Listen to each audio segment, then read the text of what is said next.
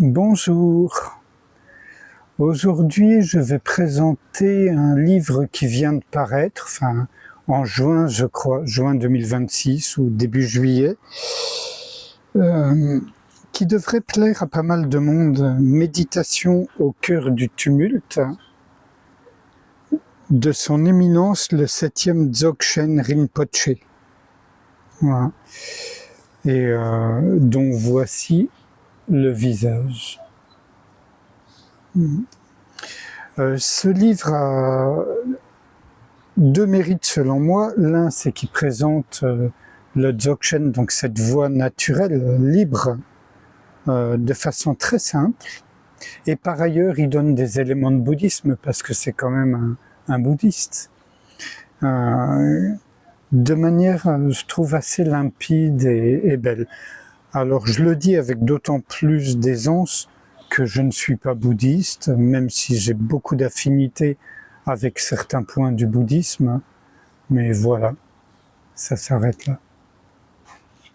Par exemple, il aborde Samatha et Vipassana de façon tout à fait intéressante. Classique, mais intéressante. Donc, c'est aux éditions Mama.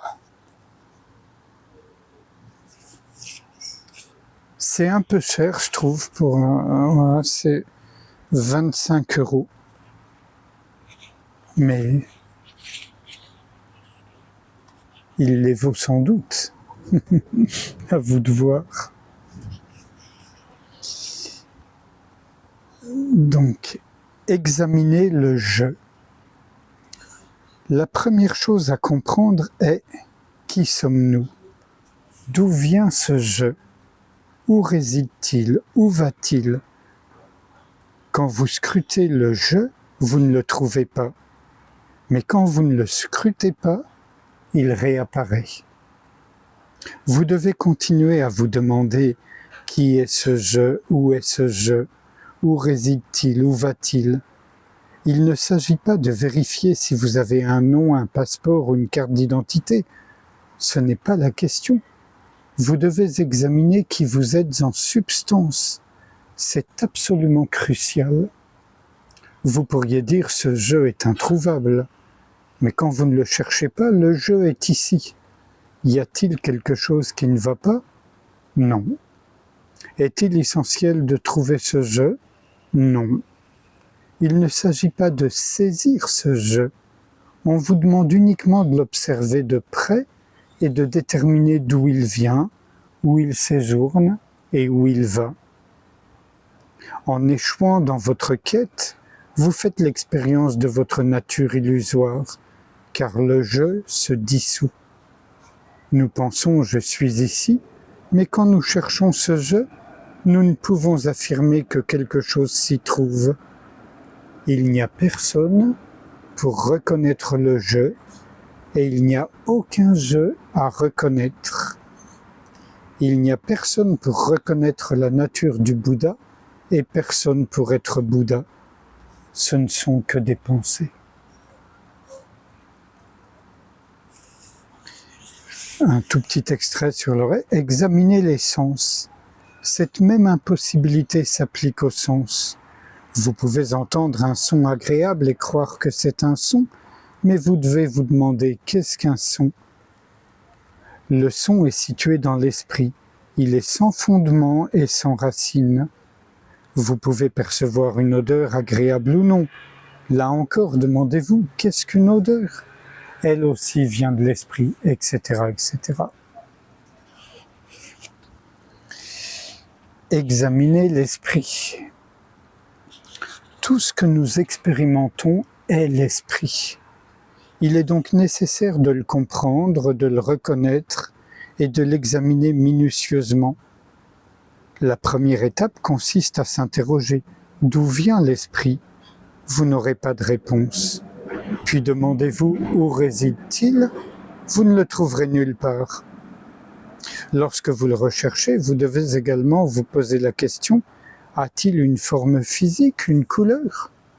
Aucune caractéristique ne définit l'esprit. Rien de tel n'existe. Pas de lieu, pas de forme, pas de couleur. La troisième étape est de se demander où va l'esprit. Il n'a nulle part où aller. Lorsque vous étudiez votre esprit, vous ne le trouverez pas, car il se dissout au moment même où vous l'examinez. Quand vous ne le scrutez pas, il réapparaît.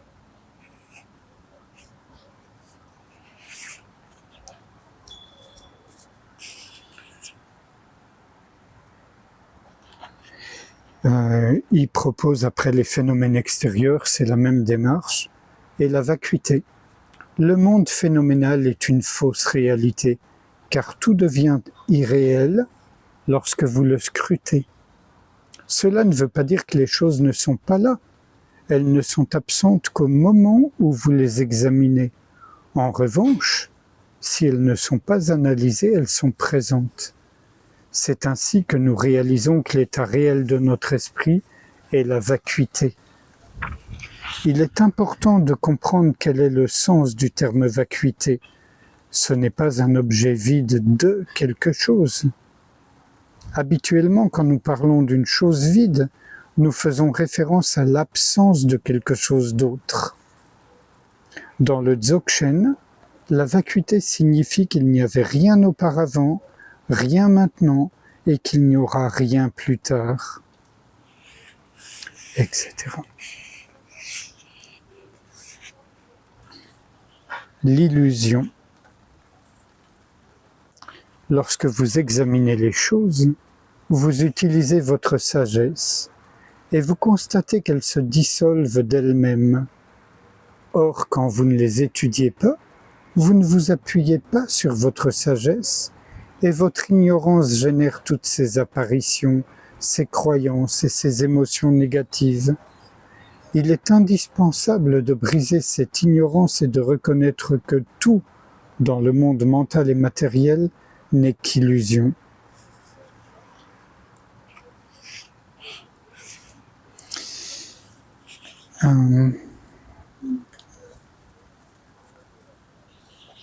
Laissez aller et venir. Quand quelque chose est difficile ou ne fonctionne pas, acceptez-le et cela deviendra plus simple. Ne suivez pas vos pensées, vos histoires, vos récits.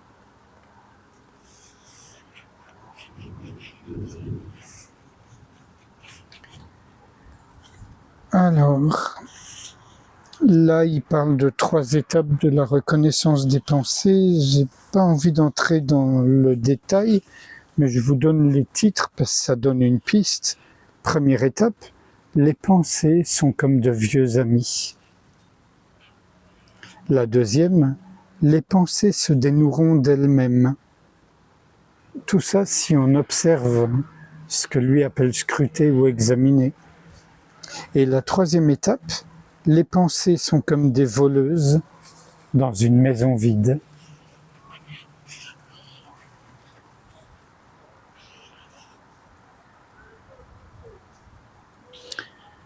L'esprit devient un esprit nu.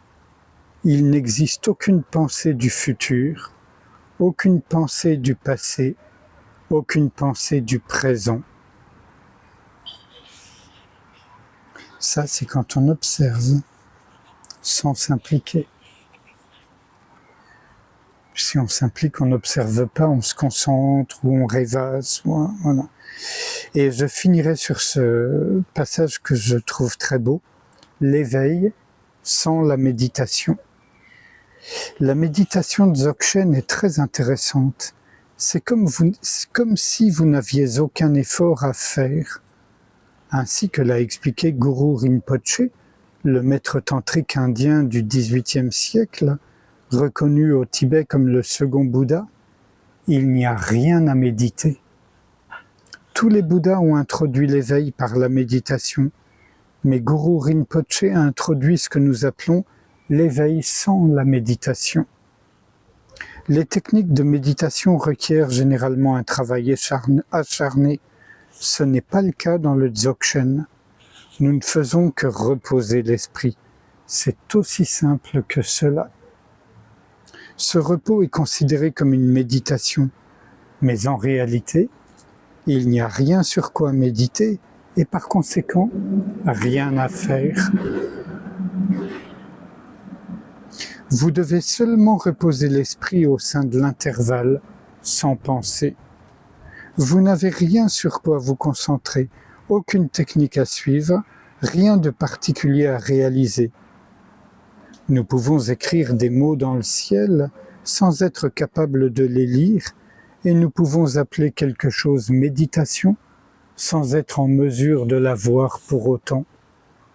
Nous pouvons nommer quelque chose même si nous ne pouvons identifier ce que nous nommons. Ne vous méprenez pas sur cette absence d'effort. Le Dzogchen ne consiste pas à être paresseux. Ne rien faire a été mal interprété par le passé et peut l'être encore actuellement. Nous avons tant de pensées et nous nous contentons de les suivre où qu'elles nous mènent. Quand je dis ne faites rien, cela signifie ne rien faire avec vos pensées. Ne les bloquez pas, ne vous y attachez pas. Vous pouvez toujours agir pour soutenir la méditation Dzogchen, comme focaliser l'esprit et le calmer, mais vous ne faites rien lorsque vous cessez de suivre vos pensées. Vous pouvez cuisiner, conduire, marcher, tout peut être accompli avec un esprit calme et reposé. La vue que vous avez au moment où vous apaisez votre esprit vous inspirera et vous aidera à prendre plus de plaisir et à subir moins de stress. Vous pouvez apprendre tant de choses grâce au repos. Et sans réfléchir à ce qui vient d'être lu, je vous invite à ce qu'on passe un instant ensemble en silence, à ne rien faire au sens où il l'entend.